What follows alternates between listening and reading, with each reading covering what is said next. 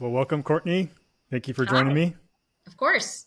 Would you mind giving us a quick background of your faith tradition? Sure. So I am a member of Community of Christ. I've only been, well, I've officially been a member for 9 months now. I began attending 2 years ago, and prior to that, I was LDS in Salt Lake County, Utah, for 35 years. So, Are you in Utah right now? yes. Okay, awesome.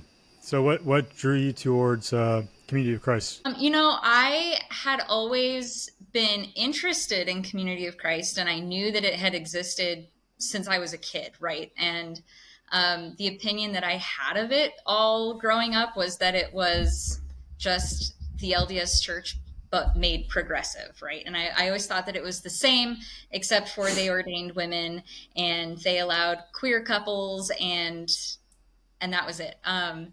And eventually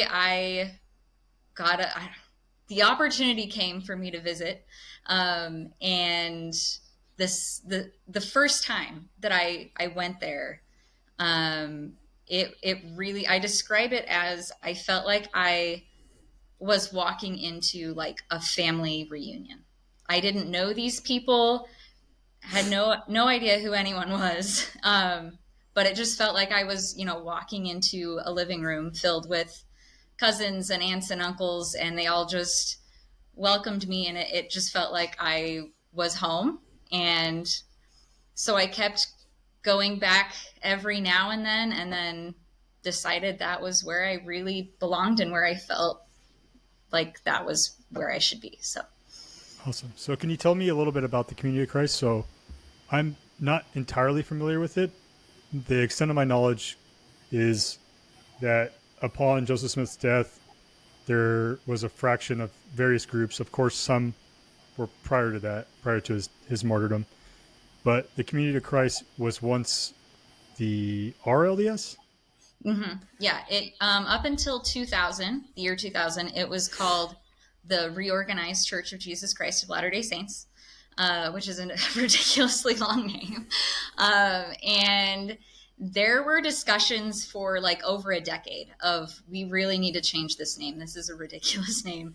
And they went back and forth, and eventually a resolution, and we can talk about that if you want, how changes are made in Community of Christ, but a resolution was passed that we accepted the name of Community of Christ, and that kind of shared the church's vision and mission better than Reorganized Church of Jesus Christ of Latter-day Saints.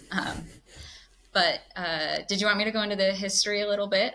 Yeah, Um, yeah. If you wouldn't I mind. mean, you're basically right. So the first 14 years of the Latter-day Saint restoration tradition, Community of Christ started the same way as the LDS Church and all of those others, with Joseph Smith. After his martyrdom, Brigham Young took a group to Utah, and not everyone went with Brigham, including Joseph Smith's wife and children and his parents, and a lot of the Smith family didn't go with Brigham Young for a variety of reasons.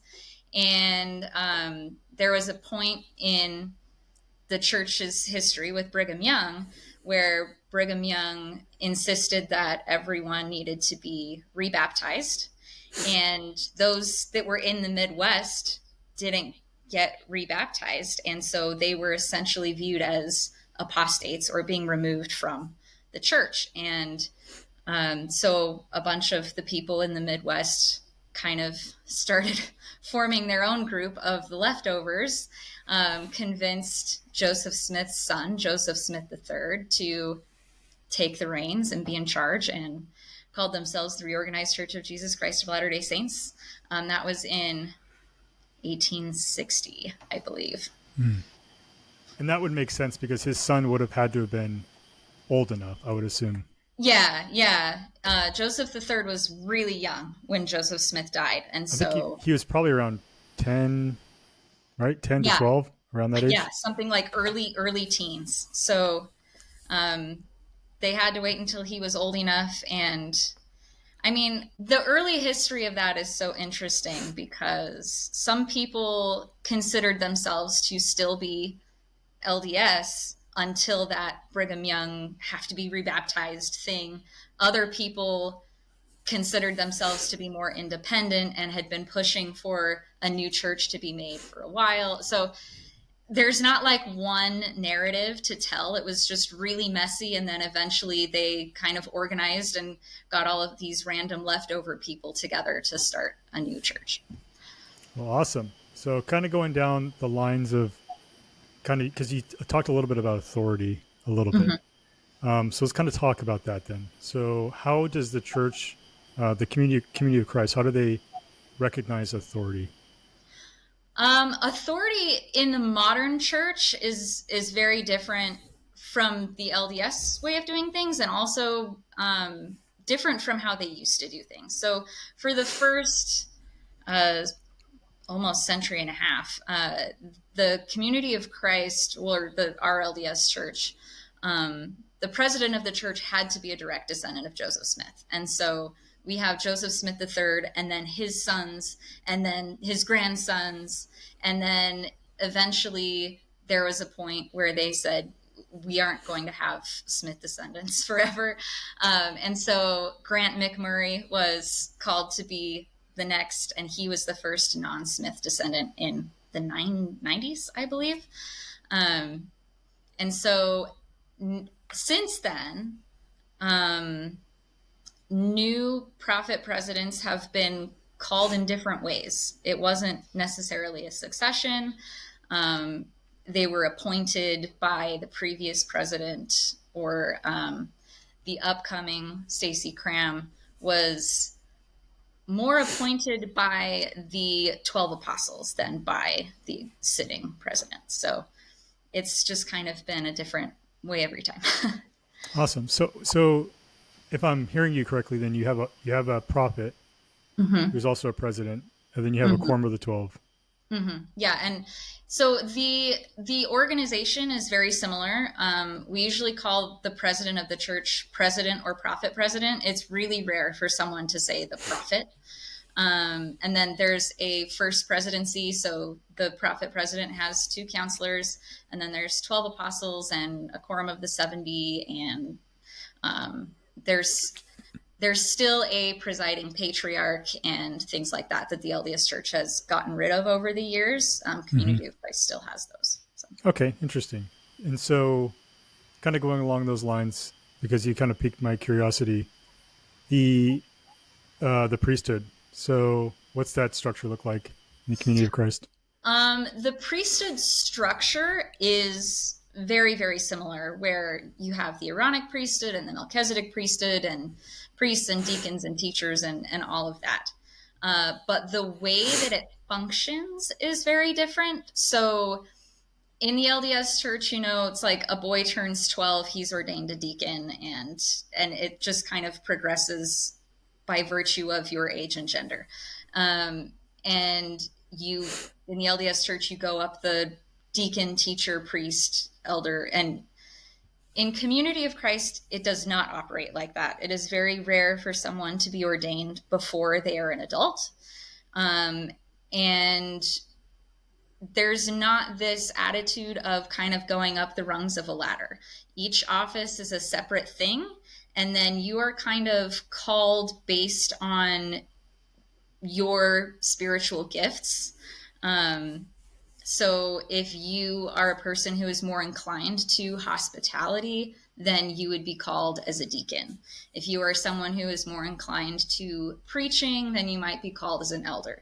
And so it's more aimed at your specific gifts and not as a progression, if that makes sense. Awesome.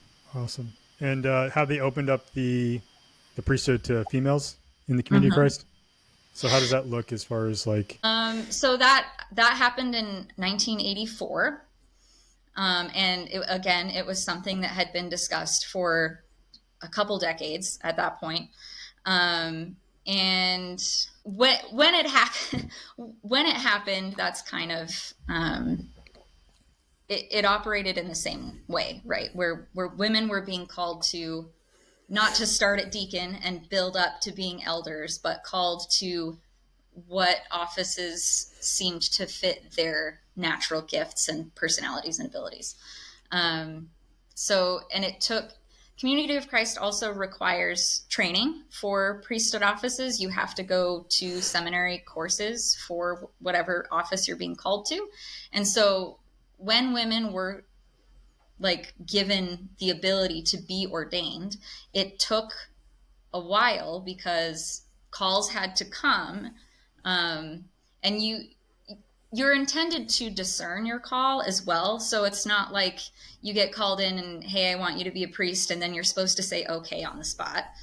Instead, it is, I feel like you would be a great priest. Why don't you take some time to think about that and come back to me? And so the whole process of a calling and ordination takes usually 6 months to a year is very normal for the person to discern the call and go through the training and those types of things. So it was a while after it was announced before anyone was ordained, and they didn't want anyone to be like the first ordained woman. And so they planned it so that multiple women would be ordained in different locations around the world at the same time. So that there wasn't this like, I was the first. Yeah, awesome. Okay, so going from that, then, since you have priesthood authority, then you take the line through Joseph Smith. Mm-hmm. Okay, yeah, that makes sense. Yeah, and then it's still the same laying on of hands. Mm-hmm. Yeah, okay. It's all done the same way as the LDS Church does it, as far as like laying on of hands, and the authority traces back to Joseph Smith. There is not that much emphasis put on it. Like, I can't imagine a Community of Christ member having a priesthood line of authority chart like an LDS person might have. Yeah. Like, you would know who ordained you, and theoretically, that ordination would go back to Joseph Smith, but no one's like tracking it or taking great pride in this like line of authority concept. So I think it's really interesting. And I'm wondering too, because in the LDS Church, it's so common to be ordained by a family member. And in Community of Christ, that's actually kind of frowned upon. All ordinances, including ordination, they want someone from the church to do that and not like a family member to do that. And so I don't know. I'm wondering if that's why the LDS Church kind of emphasized it more, because it was part of your family lineage and not like an ecclesiastical lineage. I'm not sure. Yeah, perhaps. Not really that sure. But okay, so cool. That kind of takes away or kind of eats at one of the questions that I don't think I had sent you, but it essentially is ordination and how the pastor, because you guys have pastors, right? Ministers? Yeah. So the way that Community of Christ operates, we have the same titles of priesthood, right? Like, we have bishops and we have 70s and we have apostles and we have priests and whatever. Bishops are actually only moreover temporal things like budgets and buildings and things like that. So like a congregation wouldn't have a bishop leading the congregation like in an LDS ward. A pastor leads the congregation, or some congregations are led by multiple people on a pastorate team. And so if there is a bishop in the congregation, they aren't like an authority in the congregation. They work for the church over like more financial and temporal matters, if that makes sense. So they would be more like an Area 70. Yes. Yeah. So in that, like that middle leadership area, the roles are kind of different. They have the same titles, but they're different. Where like a pastor is ministerial and a bishop does temporal things. Community of Christ 70s are less, I would say they're less ministerial than a LDS 70. Like they don't they wouldn't be like giving sermons and traveling around to like state conferences in the same way that an LDS 70 would. Like they might, but not usually. So Do you guys hold any creeds or confessions? so Community of Christ kind of prides itself on being non-creedal, meaning that you don't have to uphold any creed or like sign any kind of statement of faith to be a member of Community of Christ. They do have like standard beliefs that are on the website and whatever, but you don't have to believe those things to be a member. You just basically like have to acknowledge that that's the standard that the church uses. So the church, for example, like when you come back to creeds, one of the things that comes up the most is Trinitarianism, right? And Community of Christ says that they're Trinitarian, and they're definitely more Trinitarian than like the LDS Church, which emphasizes that we are non-Trinitarian. But they don't sit and like try to define the nature of God and how the Father is intermingled with the Son. Like that just is a moot point. And some people have a more traditional Protestant view. Some people, it's kind of just all over. There's not like you have to believe the Nicene Creed or anything like that. So, getting into the nature of God, how would you define it in the Community of Christ? Is it Protestant in its flavoring? I would say it is more Protestant, specifically more progressive Protestant. Like culturally and theologically closer to Episcopalians or United Church of Christ or something along those lines. But again, there's not a lot of preaching or doctrine or teaching of like, God is like this. It's more humans can't understand God. And so whatever you believe about God is your experience with God, and that is fine. But like, it's better not to have any absolutes and just to acknowledge that we can't understand God because we are humans. So that's, yeah, there's not any sort of like God is a man and Jesus is his son. It's more esoteric, I guess. So that kind of reminded me. So let's talk about scriptures. What does Community of Christ hold to? Community of Christ has the same, on paper, not the same, similar canon to the LDS Church. So the Bible, the Book of Mormon, the Doctrine and Covenants. Community of Christ does not use the Pearl of Great Price. JST? Not anymore. So Bible, they did use the Joseph Smith translation, which they called the inspired version, up until about the 70s. And in the 70s or late 60s, the church had a major kind of theological shift, where they moved from this more literalist, like Joseph Smith thing, and we're acknowledging that like some of this doesn't add up, right? And so they sent people from the church to seminaries for other denominations, and they came back and kind of said, yeah, so the Joseph Smith translation is not a translation, and this is what biblical scholars are saying.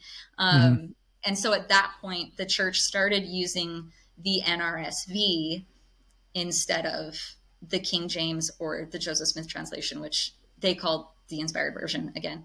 So for a long time, yeah, they used the inspired version, which is now considered more of like Joseph Smith's commentary on the Bible. Yeah. And people still have it and use it, but the standard Bible for Community of Christ is now the NRSV. Yeah, and so the reason why I asked that is because of Genesis in the JST. Yeah, so. Yeah. So in the inspired version, Genesis was like the book of Moses from the Pearl of Great Price. They never used the book of Abraham, and they don't use the Articles of Faith. Oh, really? That's odd. Yeah, it's odd. That was interesting to me too.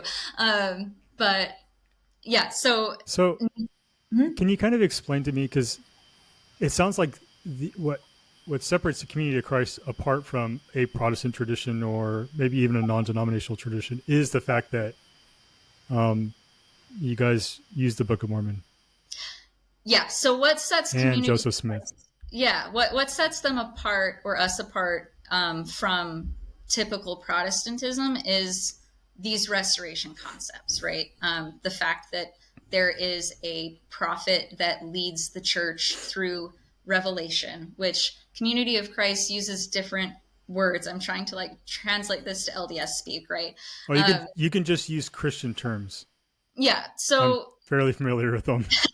Yeah. in Community of Christ, they would say that the president of the church leads the church through discernment, which is a little bit different than revelation typically works in the LDS Church. It's seen as more intentional of a process and not just like suddenly God spoke to me and this is what he said. It's more of like, I recognized that a change was needed and I spent 6 months praying about this and this is where I feel led. Like it's just a lot more intentional than maybe how a lot of LDS people view it in Community of Christ. But that structure of having like a prophet and apostles is one of the things that sets Community of Christ apart from Protestant Christianity. The other thing is canon in addition to the Bible, right? Which is like heresy to a lot of Protestant Christians. So in Community of Christ, the Bible is, or not the Bible, the Book of Mormon is part of the canon, and that has been reaffirmed multiple times. It is definitely not used anywhere near to the extent that it is in the LDS Church. A lot of Community of Christ members honestly have never read the Book of Mormon. It's still part of the canon. Like there's still free copies hanging out in the church buildings for people to take, but it's just not seen as being super authoritative. Some of the more traditional congregations, like in Missouri, are far more into it. Some of the international congregations have never even heard of it. So it's kind of all over the place. In the last World Conference, Stacy Cram quoted from, I believe it was Second Nephi, and that was like a huge deal because nobody had heard the Book of Mormon quoted by like a top church leader in conference in a long time. The international members were like, give me, like, let me get a hand. I don't know what this is. Let me get my hands on this thing. So here, like in Salt Lake City, because a lot of us are former LDS, there's kind of this like, we're familiar with the Book of Mormon, but we all have different, like some people still love it. Some people are super triggered by it. And so there's just a lot of different opinions. And we're kind of just holding space for all opinions, right? Like if you love it, you're welcome to love it. If you hate it, you're welcome to hate it. And you just kind of have to let everyone feel how they feel. So if the person who's speaking likes the Book of Mormon, they'll quote from it. If they don't like the Book of Mormon, they won't quote from it. I have quoted from it in sermons in the Salt Lake congregation. And like, so it's just kind of whatever. It's also a pretty standard belief, at least among like the under 45 crowd in Community of Christ, to kind of view the Book of Mormon as inspired fiction and not any sort of like literal historical, like nobody believes that not historical actually exists, right? Yeah. And so it's more of an inspired work of fiction where the stories have spiritual value, but they didn't actually happen, is kind of the standard view by most people. But again, like not everyone. There's also a lot of people who view it the same way LDS people would view it. There's people who hate it and think that it should be gotten rid of. And this is a debate that is had at World Conference almost every time of like, what is our belief? Our belief is just that you can use it if you want. Doctrine and Covenants, again, Community of Christ uses the Doctrine and Covenants, but our Doctrine and Covenants is different from the LDS version. 1830 probably. No. So each church president continues to add to the Doctrine and Covenants. So we are up to section, I think, 165. 160, I think we're at 165. And then like the next one, you usually get a new one every 5 to 10 years. And so we would expect, because Stacey Cram is set to be ordained the next prophet president coming up this spring, and so it would be expected for her to have a new section of the Doctrine and Covenants released, if not this year, then within the next 3 years or so. So the Doctrine and Covenants, I would compare the Community of Christ Doctrine and Covenants to like the LDS, how LDS people use like the conference edition of the Ensign or something, like LDS people focus on studying the recent conference talks from prophets and apostles. And in Community of Christ, they don't do that, but they do a lot of focus on the past like 5 or so Doctrine and Covenants sections, because that would be what the prophet president in the past 20 or so years has been saying. So that's kind of how it's used. We do quote from the Doctrine and Covenants a lot, but very rarely is it from a section prior to 1980.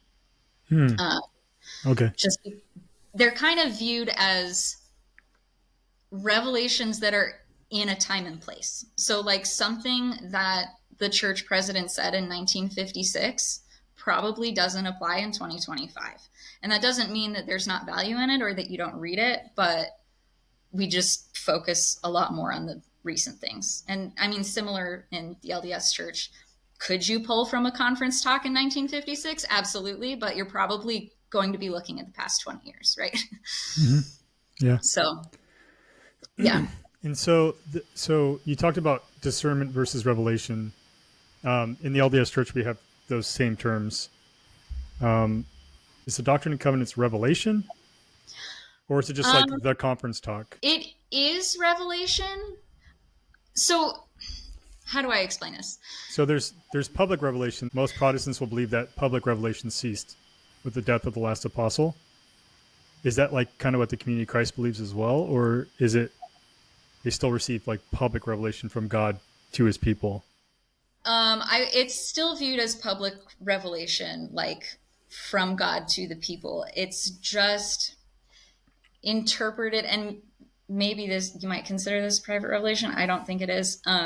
The way that it is looked at, though, and I don't want to generalize because I know there's a vast diversity of beliefs in the LDS Church, but I feel like the standard in the LDS Church is a lot of people kind of view revelation as like this phone to God, where like God calls President Nelson and says, hey, this is the change you should make to the church. And then President Nelson says, great, I'll announce it at General Conference.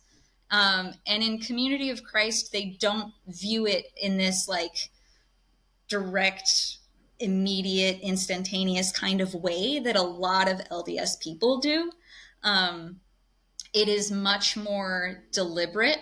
And so I think that's part of too why they tend to use the word discernment more often than revelation. Like essentially they're the same thing, but the process is different. So when they say revelation, they really, and I don't know, revelation and discernment are a weird thing. They're exchangeable. It's like they're exchangeable, but also not. Like, well, I mean, even in the LDS understanding with discernment, you're still receiving a form of revelation. Yeah. Right, so it's still like, so for example, if you take the most recent Doctrine and Covenants section in Community of Christ. You're piquing my curiosity. Like, I didn't know that they still were adding to it. Yeah. I think the most recent one was 2015. It's been a minute. Like, it's weird. It's been a weirdly long time because usually it comes about every 5 years.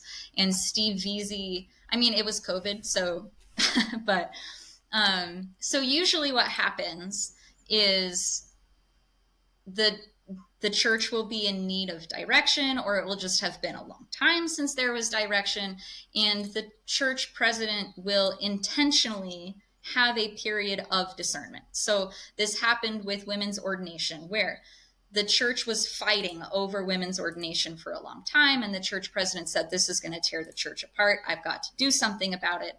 Went into a period of discernment, which is intended to be months, if not years, of praying and studying and meditating and thinking about this and trying to figure out where you feel the Spirit leading you. And then you might draft a statement and then sit on it and then come back to it. So it's not just like from God's mouth to my pen. It's a very long process of like, does this sound good? I feel like maybe this should be changed. And so it's maybe less miraculous. I feel like a lot of LDS people might be disappointed that it's like, it's not viewed as this miraculous, like this is the word of God directly, but it's definitely more of a, I don't know, a long stretch period, but it's still considered revelation. That's just how it is believed God reveals things. Like, it's not really believed. It's kind of viewed as dangerous to think that like God would just speak directly to you, because that feels scary. I don't know. Interestingly, kind of a side note, a lot of other things work that way as well in Community of Christ. The first time that I saw an ordination in Community of Christ, I was really surprised, because the person that was like laying on the hands had pre-prepared what he was going to say, and like put a piece of paper up and read the prayer, instead of like in the LDS Church when someone is being ordained or set apart, the person is kind of supposed to just like come up with it out of their head, right? And for the blessing portion. Yeah, for the blessing portion of the ordination, or whatever, even if you're being called as a primary teacher or something like. Yeah. And so in Community of Christ, they'll still do that, where I ordain you to this thing, and then they will attach a blessing to it. And it was really strange to me that he had like prepared and written this. And so I thought about it for a minute, because I was like, I was just so used to this being like this miraculous, like God is speaking to this person. It's amazing. But then when I really thought about it, I thought, you know what? He took time out of his life and sat down in a quiet place and thought about how much he liked this person and how he felt God was calling this person. And he put a lot of effort into personalizing this experience and like thinking about it. And then once I thought about it that way, I felt like it was more, I don't know, it felt more intentional and more spiritual, that someone would put effort into it, instead of just like, whatever comes to my head right now is what Jesus wants you to know. So It's two different perspectives, and I know that's interesting, because I don't know anybody that doesn't prepare for a blessing. Well, and you might, but like if someone got up to give a baby blessing in an LDS sacrament meeting and like whipped out an iPad with their notes and started reading it would be really like put off, right? Yeah. But in Community of Christ, it's not that way, and it's like viewed as better because they had put thought into preparing for it, and not just like gathering notes in my head of what am I going to say, right? Yeah, because I definitely, like, when I bless my kids, and like all of the blessings I give, I always do a good amount of preparation for it. Yeah, I mean, you don't want to be on the spot and be like, have a good life. Oh no, it's not because I don't think that I'll receive what I need to say on the spot. It's just because, like you said, like I can get more detailed with what I'm saying. Mm-hmm. It's receiving revelations is a very interesting thing, right? And it's not the same for each person, definitely. Yeah, and I think that's I don't know, that's something that I've appreciated, is that it's not viewed as one way. And again, like I don't want to characterize all LDS people of like this is what they believe. It's just viewed as more expansive and diverse in Community of Christ than in LDS culture, where a lot of people have a more narrow view of what it is or should be. Salt Lake, Utah, LDS Salt Lake, culture. Utah. That is true. I am also characterizing this like from a very, very I've niche. never lived in Utah. I can only That is imagine. true. If someone from out would be like, well, we don't believe that. Like, if you spend a lot of time in South Jordan, you might change your mind. Yeah, like I said, I've never lived in Utah, but it's just different because you're around The people. culture is very different. Like, And for example, being here so I'm in North Carolina, Mhm. and so in North Carolina we have a lot of like Protestants, a lot of Baptists. Well, I guess they'd be kind of Protestant too, but we have a lot of like variety since we're in the South, and with that, a lot of our converts come from those kind of denominations into the church, and so they inevitably, just like the early church with Joseph Smith and Brigham Young and all of them, they brought everything with them. Like, it's not like they were born into the restoration, right? A lot of them Yeah. were, Lutheran or, Presbyterian before, and then they came into the Church of Jesus Christ. So, and I think, I mean, I'll be honest. I think a big thing that kind of facilitated my move to Community of Christ was really Utah LDS culture. It just didn't feel like the best place for me and my kids to be, because there is such a narrow view of what is acceptable and what is okay, and it just didn't feel safe once I had experienced something else. And I don't want to say that that's what everyone's experience is like, because I know outside of Utah, LDS culture is very different. But the way that it is here where I am, it was kind of too narrow a space for my family. So I think that's really part of what I was like, oh, wow, this is really great. yeah. Whereas, like if I was in North Carolina, I may not have felt a need to I don't know. I mean, the church is the church. Like the church is the church, right? I mean, the differences you might hear is like people saying hallelujah and amen a lot. Not that we would allow for other things to be more acceptable. And the same type of thing happens in Community of Christ. Every congregation really has its own flavor, right? The Salt Lake congregation is kind of a black sheep. We have a lot of former LDS people. We do things a little bit differently. We maybe lean a little bit more agnostic than some of the others because most of us have gone through deconstruction situations. Whereas like our pastor once was invited to preach when she was on like a vacation in, I want to say Ohio. And the congregation that she went to was like a evangelical community church with like a praise band and things.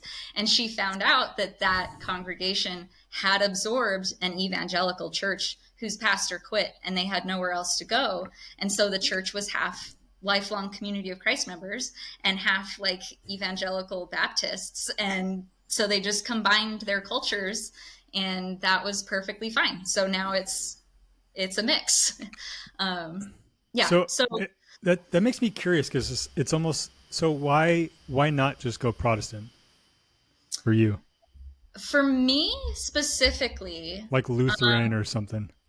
For me specifically, it's the restoration connection, right? I still really love the Joseph Smith story.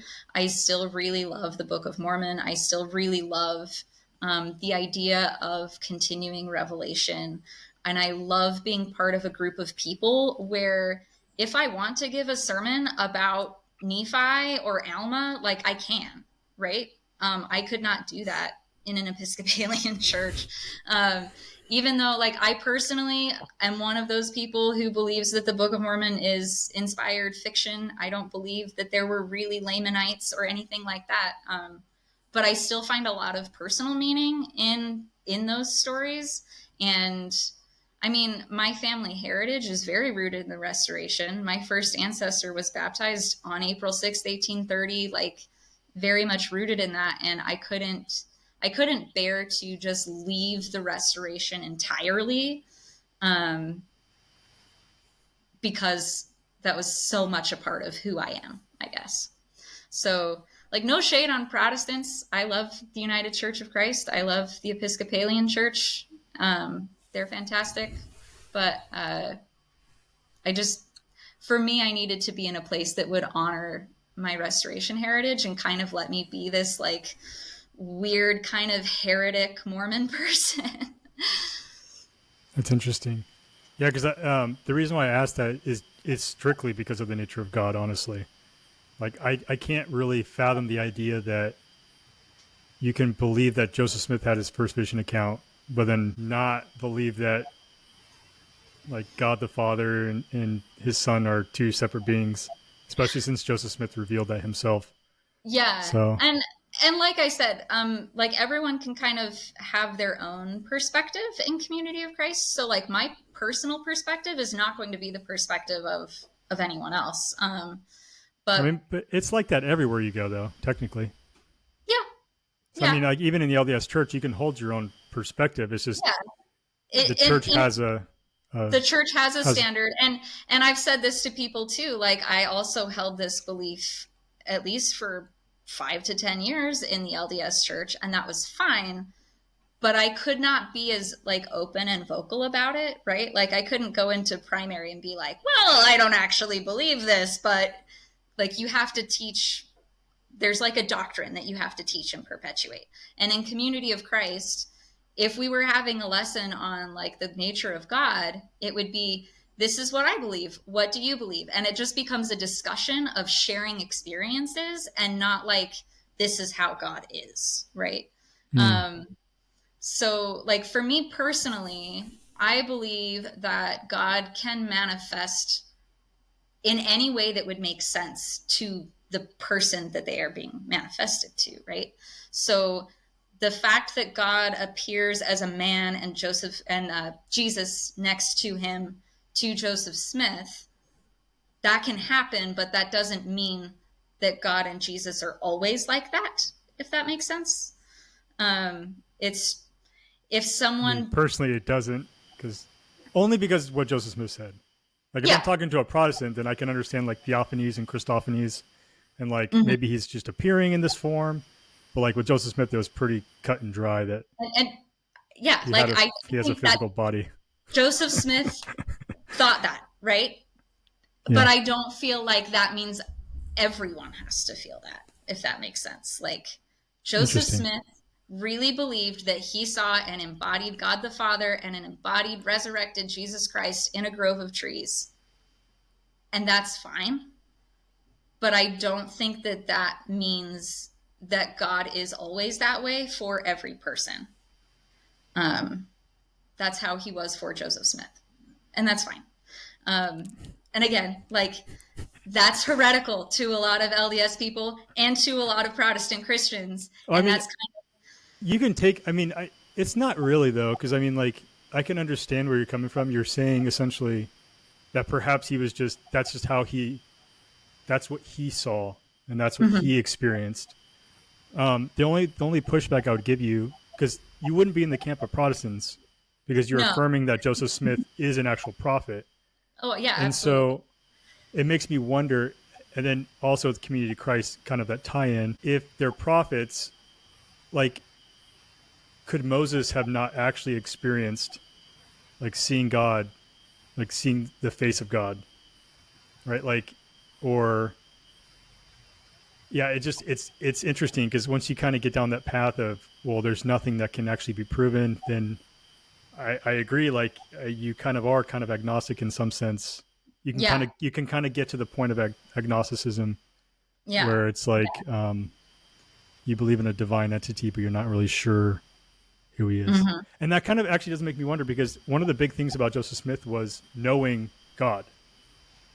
Like, this is life eternal, to know the one and hmm, only true God and his yeah, son Jesus Christ. And if you don't know him, yeah. because Protestants will It's say like he's unknowable, like you just Protestants will say he's don't. unknowable. I Yeah. think that from the Community of Christ perspective, and again, like there's even more diversity of belief than there is in the LDS Church. So if Community of Christ people see this and they're like, no, that's not what I believe. I know, this is what I believe. And it is what I have heard from other Community of Christ members, but it is not in any way official. It's more of like this, the sin of certainty, right? It's better to say, this has been my experience and this is how I understand it, and acknowledge that there is space for other experiences and other interpretations, than to say, I know for sure that this is how God is. Because then you are defining God, and that is also kind of ridiculous.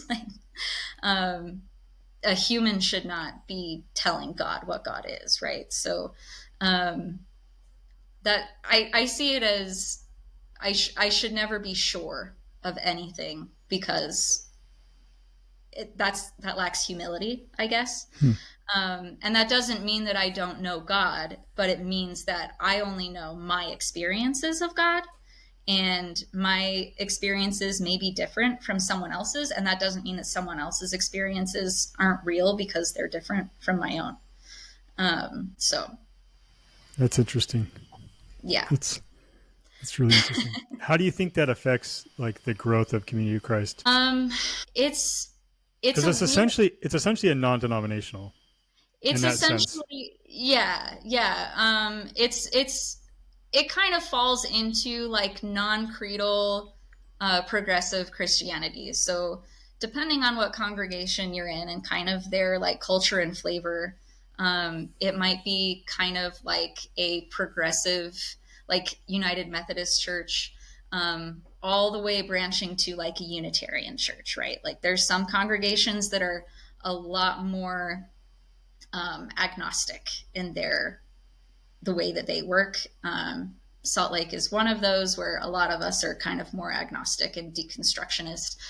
Some of the more traditional ones will be more like a Methodist church, where you're still more progressive than like evangelical Christianity, but still very literal Jesus and lots of talks about, salvation and that type of thing.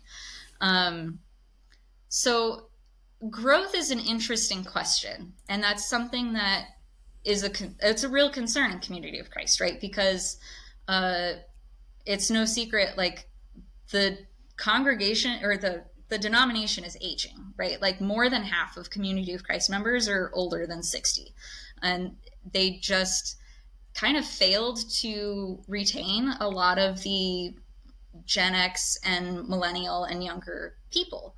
And that's common across all progressive denominations, right? Like there are very few young people in United Church of Christ and Episcopalian, like they're all older. And so the growth is mostly happening from people who are leaving conservative Christianity, ex-evangelicals, Catholics, LDS people, who still want that type of spiritual community and still need that. Even if you just view it as like tradition and not something that you literally believe in, the comfort of still having that tradition and still having a church community is what people are drawn to. But it's mostly people coming in from conservative groups, like as a stepping stone, and then a lot of their children don't continue, and it's sad, because I think that churches have a lot of value in society, but at the same time, like I was just talking to one of the apostles, the Community of Christ apostles, about this a couple weeks ago, and the question was asked, are you afraid for the future of the church? And she said no, not because she doesn't think that the church could potentially, like, it is literally a possibility that the church could die, but that was not a concern to her, because she believes that regardless of what kind of formal church structure exists, God is still working through people and God is still calling people. And so it doesn't matter to her if there is if that is happening through a formal church or if that is happening through other ways. So I mean, I haven't reached that point in my thought process yet.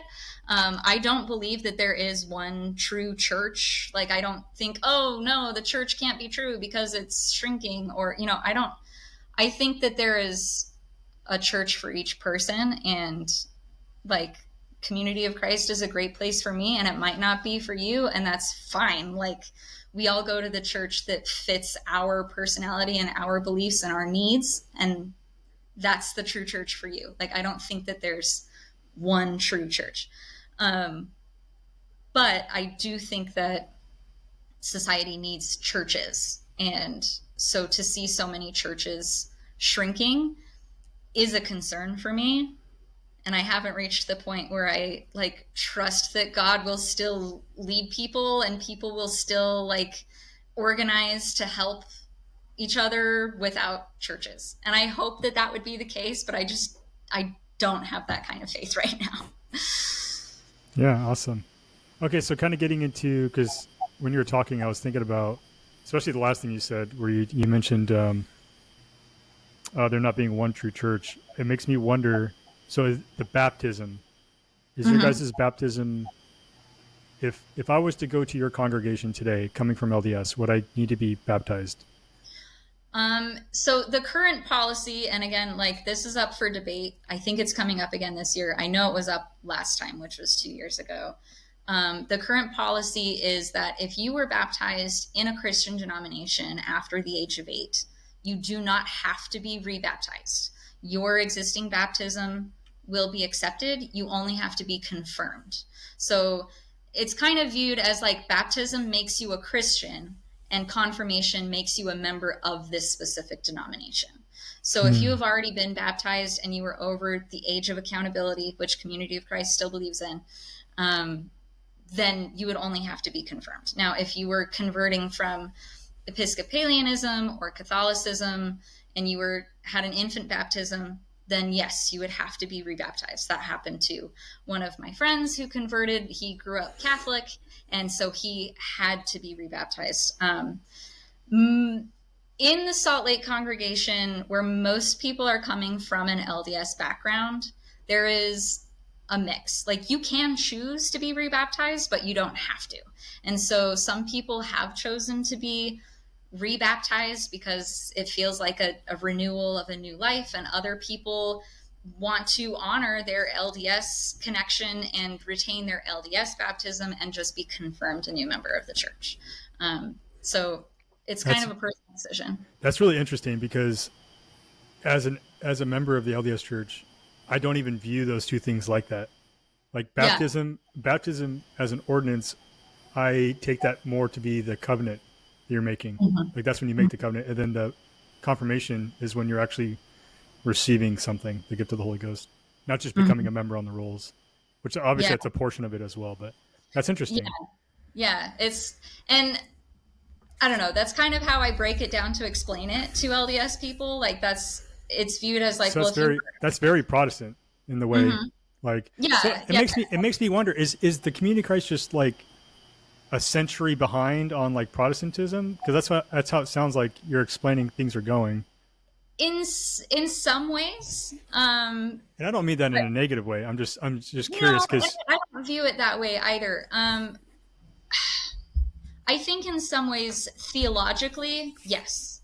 Um, like, how Community of Christ's view of like the nature of God and how scripture is used, like, Community of Christ uses scripture in a much more like critical academic sort of way, in the same way that a more progressive Christian denomination would, and less like, this is the literal word from God type of, like a Baptist would use it.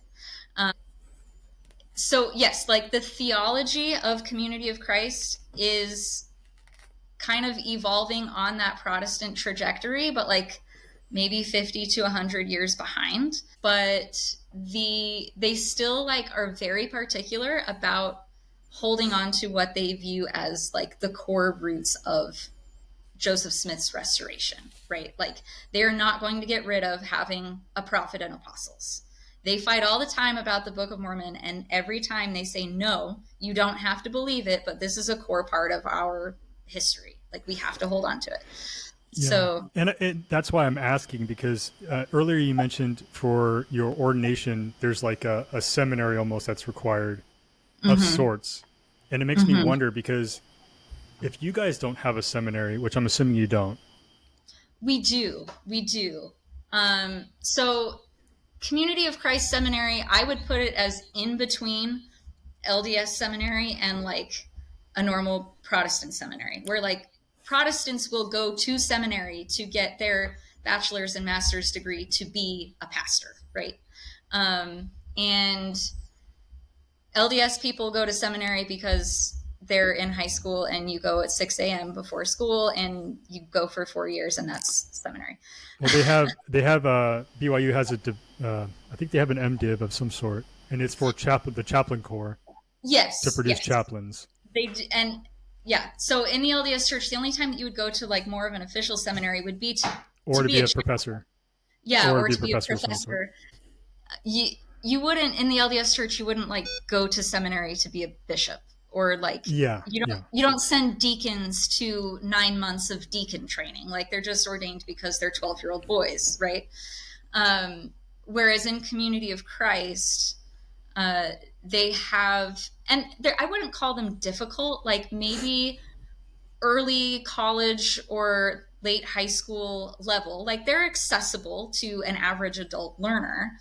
Um, but you do have to take a few courses in Community of Christ theology and scriptural exegesis and the the specifics of whatever office you are being called to so that you understand your duties and your calling. Um, so it's a mix. Like it's not a pastor. Some pastors do have master's degrees. The church really does encourage people to get an education. They have Graceland University, which is kind of their like BYU, except for it's more of a liberal arts school than a Oh, religious school. I didn't actually go to BYU. I just have this shirt. I'm actually attending Campbell University, which is a Baptist private school right now.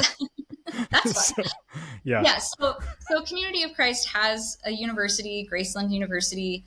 Um, it is more secular than what people might anticipate, but they do offer a lot of Community of Christ members go there for master's degrees in more like Divinity. religious ministry type things. There is also the seminary, which is separate but affiliated. And that is where you would take like introduction to priesthood or like how to be a priest and elder ordination training, and they offer continuing education courses as well. Like I'm always really surprised people are like really into it. There's a course going on right now about like better preaching skills and So better ministry skills that like people just take them. it sounds a lot like just Institute for adults. Yeah, it's like institute for adults basically, and like so you are That's cool. required to take some classes for ordination, but yeah, people take them and they're online like Canvas courses, and so Are they people are expensive? constantly no, it's like $25 a semester. They're cheap, and you don't have to be a member to take them. So if No. that's something you want to do, you can take the Community of Take them. Christ seminary courses. Uh, They're um, self-paced. they're They're somewhat self-paced. they're online, in person online. They are not the ones that I've seen are like it's like a Canvas course where you have like the week to do the assignment. So it's self-paced in a way.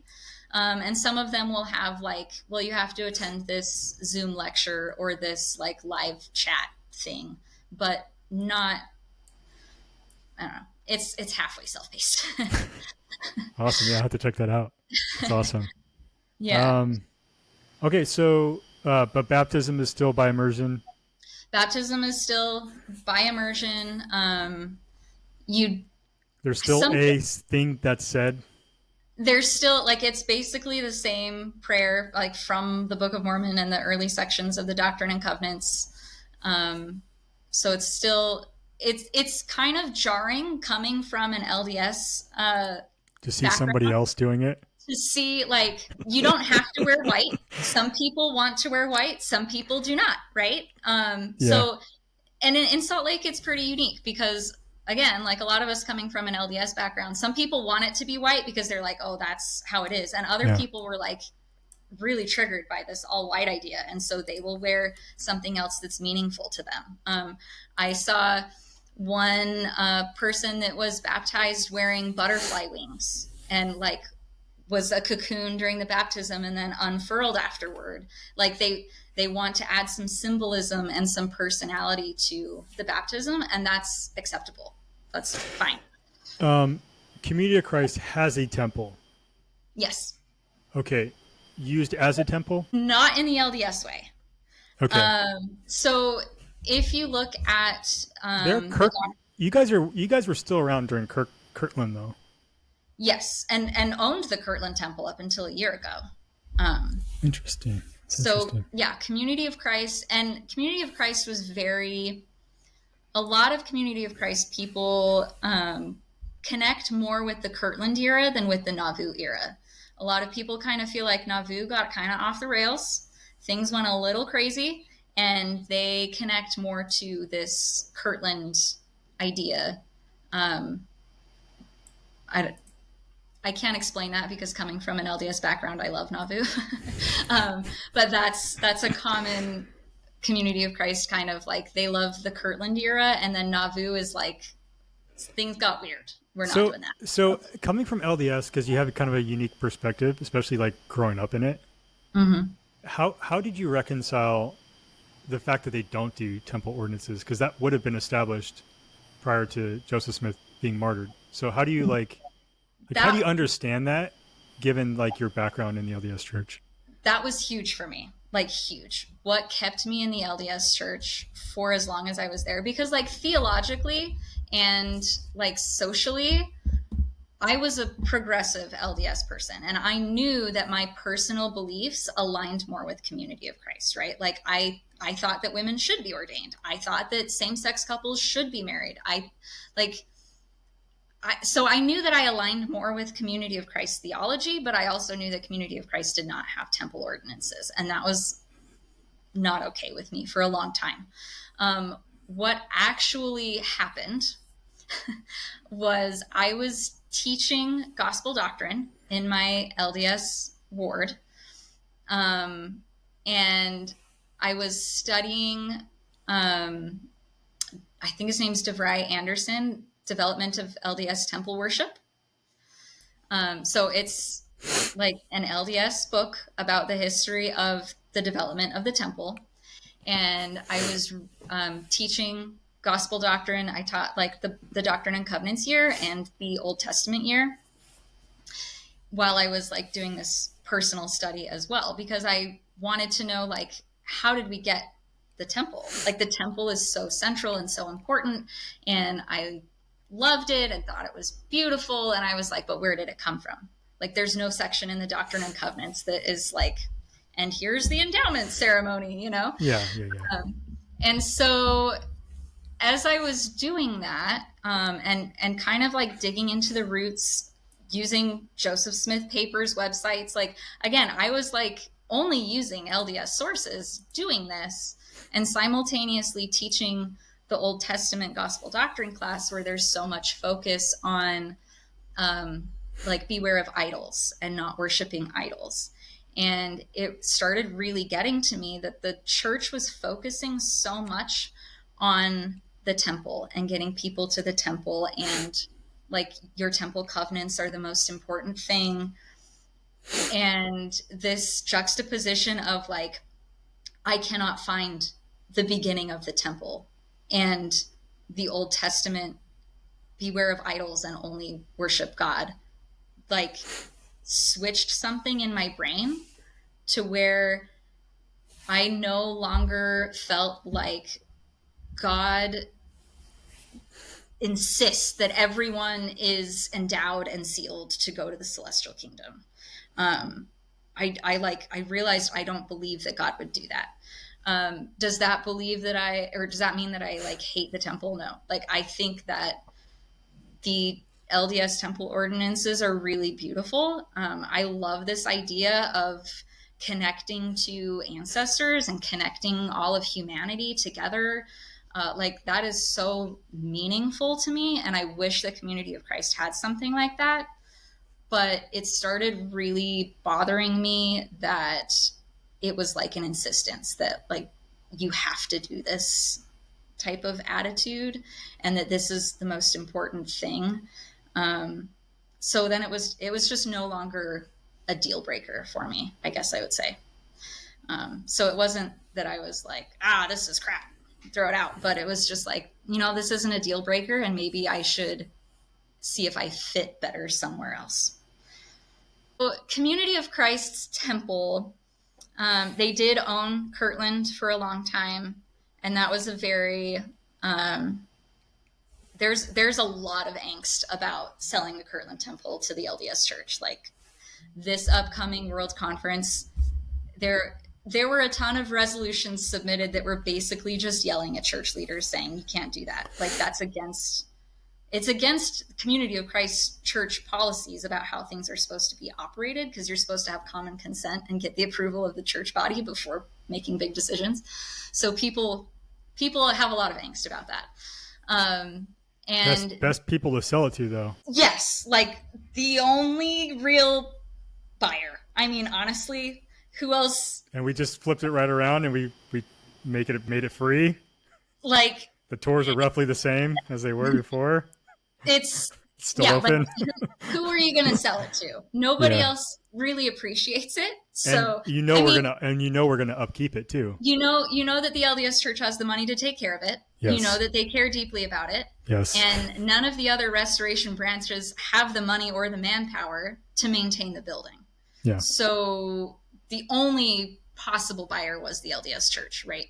I think it was a smart move on Community of Christ. Now, personally, I think so. That's a really uncommon opinion. A lot of Community of Christ people, I would say it's probably half and half from what I've noticed. Some Community of Christ members are very, very angry. For some, it's not necessarily about losing the Kirtland Temple, but it's more about the process of how it was done. Oh, gotcha. For other people, it really is losing the Kirtland Temple. A lot of people are very, very spiritually connected to that site and are very disappointed that it's gone. For me, I kind of had this perspective of, why is Community of Christ spending so much of their precious resources? Like, we are much smaller. We have a lot less money. Why are we putting so much into running what is essentially a tourist site for LDS people? Like, 90% of the people that visit are LDS. So why are we putting so much into running a tourist site for a different group of people that have more money and more people to take care of it? It's sad, but like, as a practical business decision, I think it makes sense. But I don't really at least you know we're not going to tear it down too. Yeah, like, you're not going to tear it down. I have some disappointments. I have some qualms. I hope that the LDS Church History Department is working with Community of Christ's History Department, and there's good feelings and people are getting along. I worry that sometimes the LDS Church tends to turn their historic sites into more of like a Disneyland than a museum. And, that is the historian in me. Like, the LDS Church wants it to be a tourist attraction, and I want it to be historically, like, integrity. And that's a personal decision. Historians debate about that all the time. So, like, that's nothing against the LDS people owning it. It's just, you've been to the Independence Visitor Center, I'm assuming. I have not. I am going this spring, but well, I have not. I only asked because I haven't been to any of like the things in Utah, so I don't know if there's like because you mentioned like a kind of a touristy type Disneyland. Yeah. I will say in Missouri, Independence, Missouri, the visitor center they have there is I think it's well curated. Like, you have like really nice exhibits. You have like very immersive exhibits where you can actually go in there and like actually touch stuff and like. Yeah. And I think the LDS I don't know if like different people have autonomy over different sites or what, because some of them, like the Church History Museum in Salt Lake, is fantastic. I feel like they Yeah, I've do a never been great.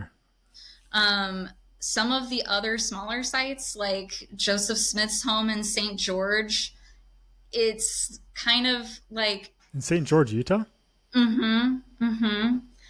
or not Joseph Smith, sorry, Brigham Young. Okay, I was about to say, I was like, wait a second. What? That would Yeah, be no. historically inaccurate, actually. What an anachronism. No, Brigham Young's house in St. George Okay. kind of has more of the Disneyland vibe, right? Where they tried, but it just Are you doesn't talking feel. about like where are they like projecting stuff onto walls where it's like you can see the person in the room? No, it's just Because I grew up in less. California, in Southern Oh California specifically, so I've been to Disneyland multiple times. So no, I'm envisioning like the haunted. the Mormon Battalion site Yeah. in San Diego. That Okay. one is Yeah. a little bit more. It's more of a Disneyland. Not like it's not Disneyland. I'm not saying that but it's not. It doesn't have the integrity that you would expect from like historians, I would say, right? It's not quite a history museum. It's more of a testimony building experience. Yeah. So Missouri, the visitor center is like that. Mm-hmm. Exactly what you're saying. It's not really like a museum. Mm-hmm. And if you're going there expecting a museum, I think you'd be kind of disappointed. Yeah. Especially like I live here, well, like I said, North Carolina, so Raleigh has pretty decent museums. And then I've been to them up in DC. And so I know exactly what you're talking about is like the difference between the like dichotomy between them. Yeah. And that's a personal opinion, right? Like the LDS Church, and I have talked to historians that work for the church, and they will say like there's an ongoing discussion. Like a lot of the historians are annoyed by it, and some of them are not. The LDS Church tends to make its historic sites testimony building experiences, and that's fine if that's what they want to do. I personally like to see them as historic museums, like historic sites, and not like for an LDS audience to build their testimony, and not for like an evangelism missionary experience, but just actually telling history, which is one reason why some Community of Christ members are bothered by the sale, because Community of Christ tends to lean more toward the like academic historian and not toward the evangelism missionary effort thing. So they're sad to see something that was so precious to them be used as a missionary tool for a different church. Yeah, I can see Which that. makes sense. I can see that. Okay, so kind of getting a little bit back on track. I did enjoy that portion of the conversation. We never talked about the temple in Independence. Yeah. Well, you guys did. Community of Christ doesn't believe in that temple, right? Technically. So they were. Again, She was in Nauvoo. Emma was in Nauvoo. Emma was in Nauvoo. Yes. Where did she go? My history is not very good on post martyrdom, but did she stay in? She stayed in Nauvoo. Yeah, she stayed in Nauvoo, and it wasn't until later that a lot of like the church wasn't really moved back to Independence for a minute, right? Because it was just like a bunch of random leftover people scattered all over the place. And so like Graceland University is in Iowa because a lot of the Community of Christ history was in Iowa and not in Missouri because there was an extermination order, right? Yeah. So yeah, they did eventually go back to Missouri. And again, like I've only been around for 2 years, so my like specifics on Community of Christ history are that's understandable. Best. Yeah. But they did. And they did believe that they needed to, like, there was a prophesied Independence Temple in the Doctrine and Covenants, and they believed that one day that temple would be built. That was a thing that was discussed for a long time of like, well, when are we going to build this temple? It's been a century. Like, what are we doing? And it was dedicated in, I think, 1994. I want to say. I don't remember the date. Yeah. Yeah, it was either 1990. I went up there like 2 years ago. Yeah. So it does not. It's a pretty building. It's a cool building. My daughter calls it the unicorn horn. I've heard it called the upside down ice cream cone, the Jesus slide. Like everyone has like a different Jesus slide is maybe like less kind. I'm cool with it being an upside down ice cream cone. I love it being a unicorn horn, but like everyone has a different idea of what it looks like. The spiral has a lot of significance and meaning in Community of Christ. So that's why it's supposed to be shaped like a nautilus shell and then extended up. Because again, the spiral significance of you're drawing closer to God and you're drawing inward, and then you recharge inward, and then you bring that back outward and serve the community, and kind of this process of spiraling in and out as a spiritual journey, which is why it's shaped that way. But yes, it doesn't operate like LDS temples, and in fact, like it is against the rules. You cannot have any what Community of Christ would call sacraments, except for ordination. Like you can't be baptized and you can't get married in the Community of Christ temple. You couldn't, even if you wanted to, like, no. And I think part of that is because they want it to be separate from an LDS temple. Like they don't want people to think that you should go to the Independence temple to get married. But I hear from a lot of Community of Christ people that they don't really feel like they understand the purpose of the temple, which I think is funny because I feel like I understand the purpose of the temple. And as I've explained it, they're like, huh, okay. But I think coming from that LDS perspective where I really loved the temple, and that was something that was really hard for me to give up. And I viewed the temple as kind of this continuation of an Old Testament tradition of like, we are going to build this little piece of heaven on earth, and we are going to try to make it like heaven so that God feels comfortable visiting like in real life, right?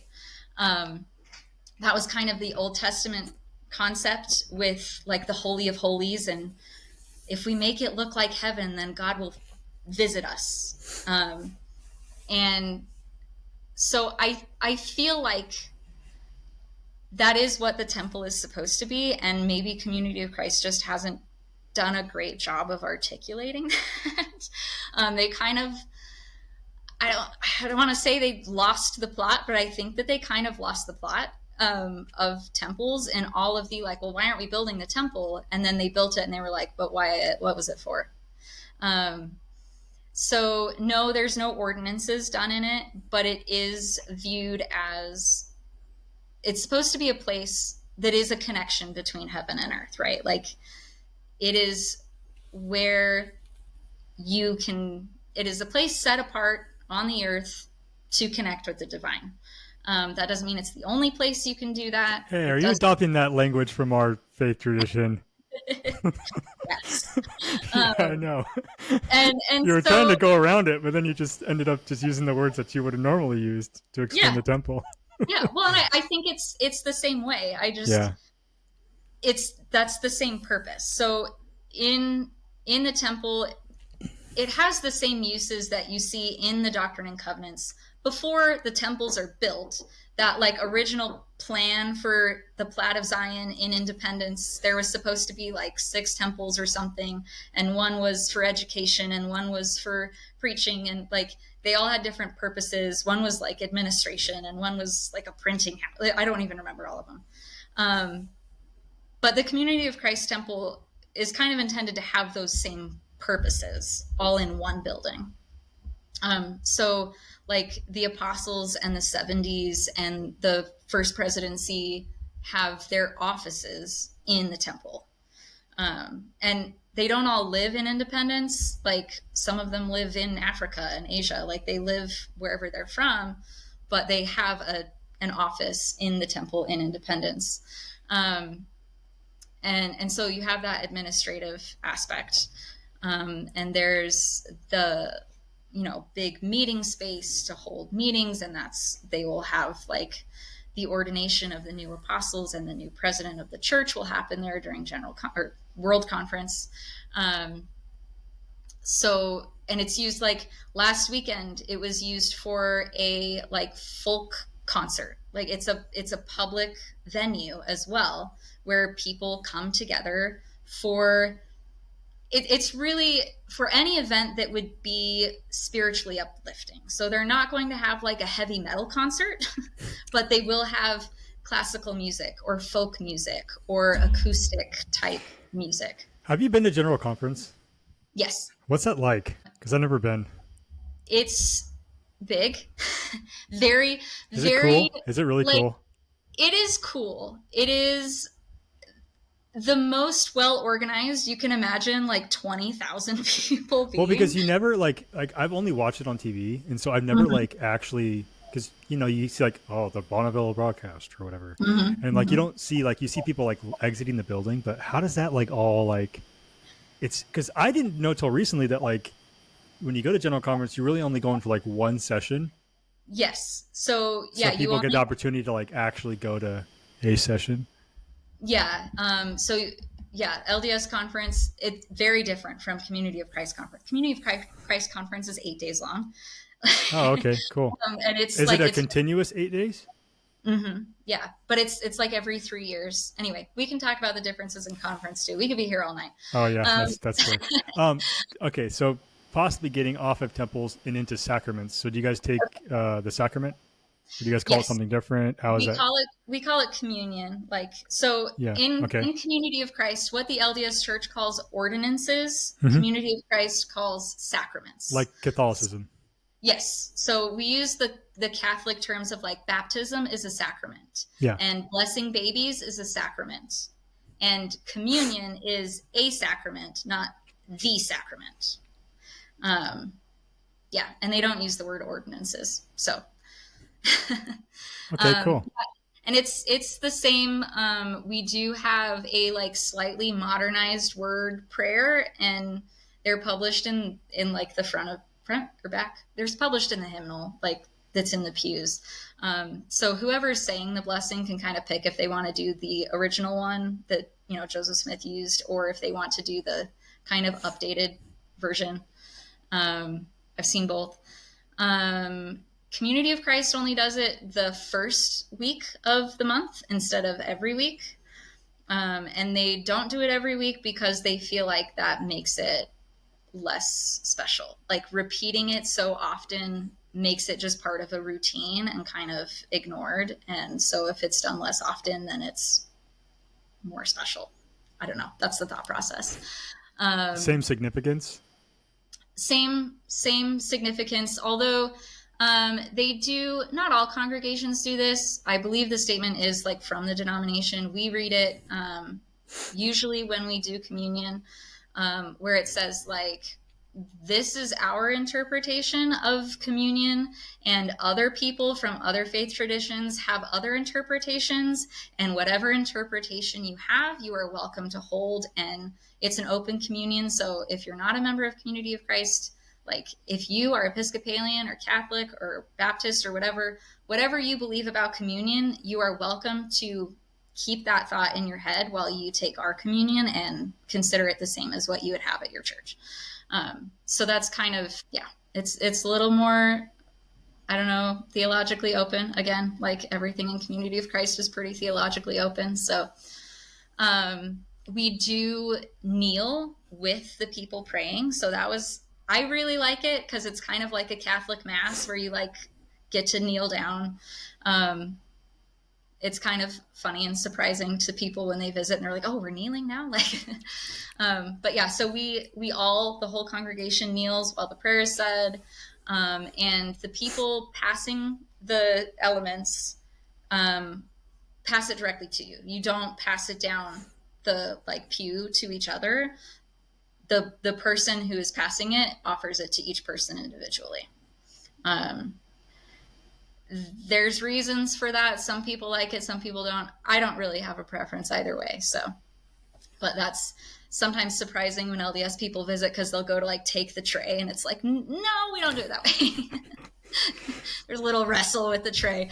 And we usually do grape juice instead of water. You can do water. We usually do half and half. But It's big budget. big budget. Well, I mean, our congregation really, we only have Water is so cheap. we, I'm just kidding. water is free.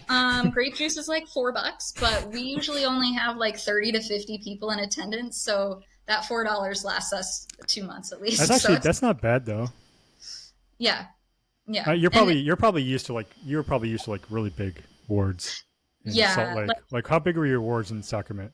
My LDS wards, again, like I'm in Salt Lake County, so my LDS wards would be like 200 people.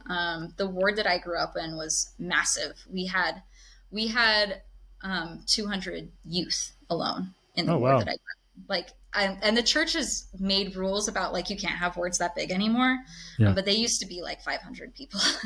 That must get chaotic. Like, yeah. Well, your buildings are probably bigger though.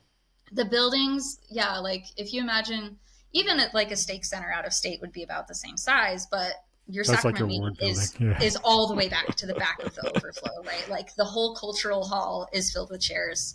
The ward that I grew up in, it was like we were sitting on the stage, we were sitting in the halls, it was like overflowing, busting out of the building. And now it's like 35 people is pretty average. And so that can be shocking for like Utah LDS people coming and being like, there's 35 people here. But in a way, it's kind of nice. It's not that there's only 35 members of the congregation, but most people come like once or twice a month instead of every week. And so, yes, while there's 35 people in attendance, there's like 200 regular attendees that kind of cycle through. You know, I wonder if your experience would have been different just being in a different state. I'm sure it would have been. Because I think I can kind of see like at least some of your qualms being a byproduct of the fact that you're in such like a saturated community of like LDS believers. And like having a ward that big, you can kind of get lost in like not really knowing everybody. Because like our wards over here our sacrament attendance is about 200, but we're one of the bigger wards in the stake. And I mean, I feel like 200's like it's pushing it. Like it's kind of getting to the number where you're like any bigger than that, it's like really hard to keep track of. Yeah. I think that it would have been different. I think specifically, and it's kind of hard for me to like timeline it together, right? Because since leaving the LDS tradition, I have felt more free to deconstruct. And so sometimes it's kind of hard for me to remember like when did this belief evolve for me? Like, did I believe this LDS or not? But I definitely was like a more progressive LDS person, and my family is more progressive, non-literal LDS people, like, and that's just been our tradition. But a lot of what I would have stayed, really, like I would have stayed. I was fine being like, yeah, I disagree, but whatever. And that wasn't a problem. The problem was specifically in my area saying, well, the church teaches this, but I disagree with it, is a huge no-no, right? Which is interesting because I would think Salt Lake would be the opposite. In Salt Lake City, it is more acceptable. Oh, hold on, wait. So I thought that you were from Salt Lake City. I am in the suburbs. Okay. And so I'm not that familiar with Salt Lake. Yeah. So I'm 30, 45 minutes away from Salt Lake City.